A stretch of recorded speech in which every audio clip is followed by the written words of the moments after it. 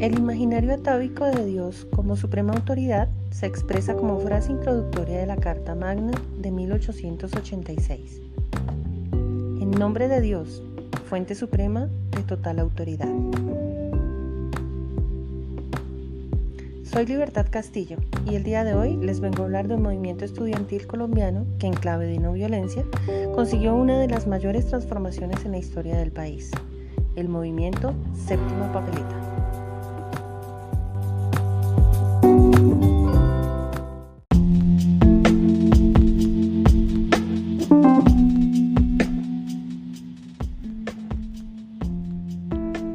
En 1986, el Estado colombiano se enfrentaba a una guerra con los carteles del narcotráfico, un país ciertamente convulsionado. Las tasas de homicidios eran las más altas del mundo, los atentados contra la población civil eran frecuentes y 6 guerrillas buscaban derrocar el gobierno. Para rematar las cosas, en agosto de 1989, el candidato favorito para la presidencia, Luis Carlos Galán, fue asesinado.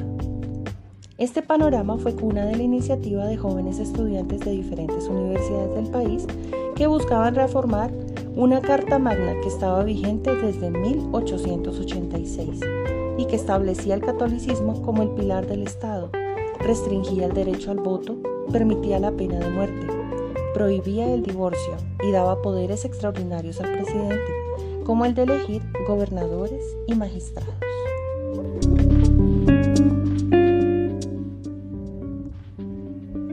El movimiento ciudadano consiguió que en las elecciones del 11 de marzo del 90, en lugar de 6 papeletas que buscaban elegir senadores, representantes a la Cámara, diputados, concejales, alcaldes y el candidato presidencial del Partido Liberal, tuviera presencia una séptima papeleta. Esta fue repartida en las calles, publicada en periódicos para que los electores exigieran un cambio.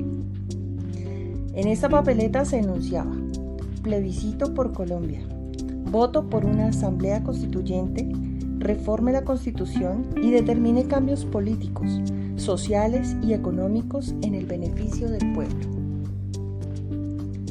Tal fue su alcance que el presidente Virgilio Barco decretó un estado de sitio para que se organizara un plebiscito constitucional en las elecciones presidenciales del 27 de mayo. Ese día, más de 5 millones de colombianos votaron a favor y tan solo 230,000 en contra de una asamblea constituyente.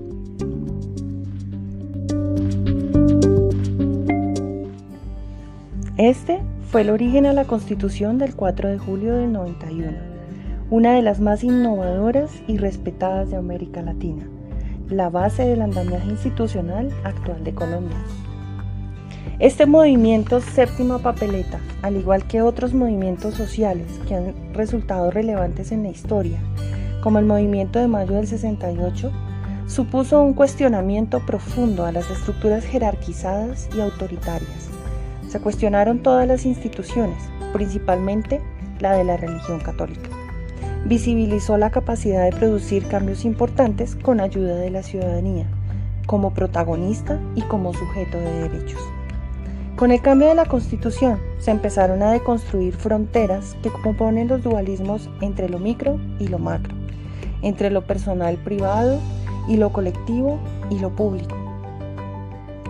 Los resultados del movimiento se relacionan con las palabras de Amador Fernández Savater cuando se refiere a este momento de inflexión y a los puntos de fuga que planteó, al desconcierto que produjo una lucha social y política que no pretendía la toma del poder, sino descubrir su propio poder, que no son más que la repetición ampliada de la jerarquización y de la preponderancia de la fuerza física de las sociedades.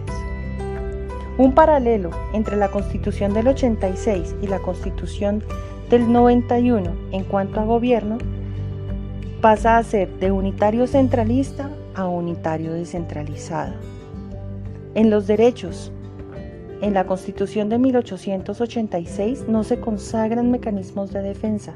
La Constitución del 91 los consagra a todos. Es una Constitución garantista. Mientras en la soberanía de la Constitución del 86 la tenía plenamente la nación, en la Constitución del 91 la tiene el pueblo. En la orientación filosófica, dejó de ser teocrática para hablar de liberal democrática. La clase del Estado, de un Estado de derecho, pasamos a un Estado social de derecho, y así otros paralelos importantes.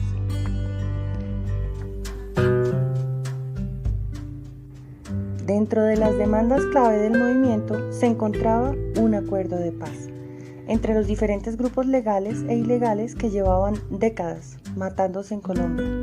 Catalina Botero, una de las estudiantes, resume el objetivo principal de Séptima Papeleta como lograr un espacio de reconfiguración institucional ante lo que considerábamos en ese momento un fracaso, un Estado cuasi fallido.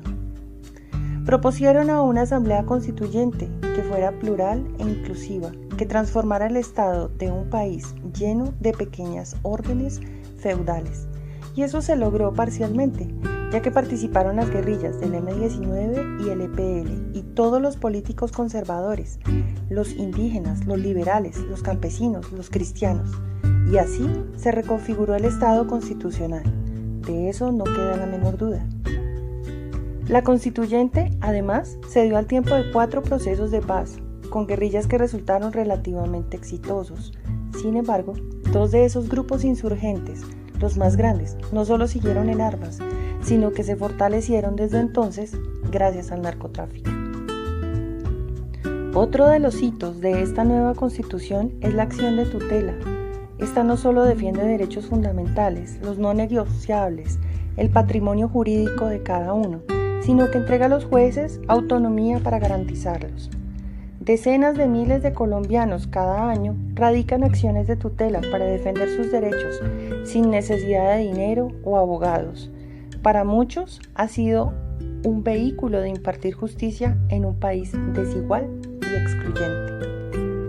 Finalmente, este movimiento Séptima Papeleta es recordado como un movimiento sin afectación a los bienes públicos. Es un éxito del ejercicio de la movilización social en clave de no violencia.